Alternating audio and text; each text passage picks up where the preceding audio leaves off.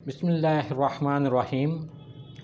तमाम तारीफ़ें सिर्फ़ अल्लाह रब्बुल आलमीन के लिए जो वाहिद है, ला शरीक है, और लाखों करोड़ों दुरूद व सलाम नबी करीम सल्लल्लाहु अलैहि वसल्लम पर जो रहमतल लिल आलमीन और ख़ातमुन नबीयीन हैं। अस्सलाम वालेकुम नाज़रीन, मैं हूँ हकीम आसिम शहज़ाद। आज के प्रोग्राम में हम जिस अहम टॉपिक पर बात करेंगे वो है कोलेस्ट्रॉल और ट्राइग्लिसराइड।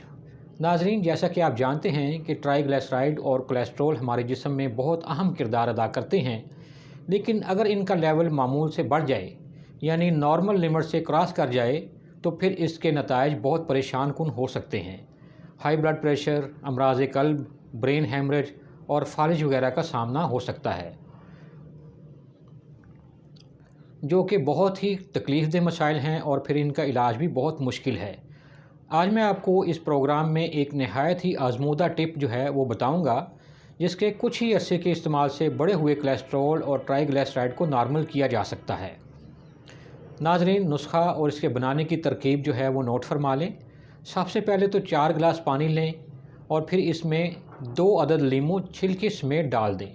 मज़ीद अदरक का टुकड़ा 2 इंच का, 4 अदद दालचीनी के टुकड़े जिनका साइज़ 3-3 इंच हो और 6 अदद काशे यानी तुरियाँ देसी लहसुन की इस पानी में डालकर उबाल लें।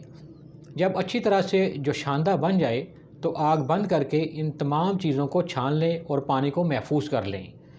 अब ये पानी जो है सुबह नहार मुँह 1 कप इस्तेमाल करें और कुछ अर्सा इस्तेमाल करने के बाद दोबारा से टेस्ट करवा लें।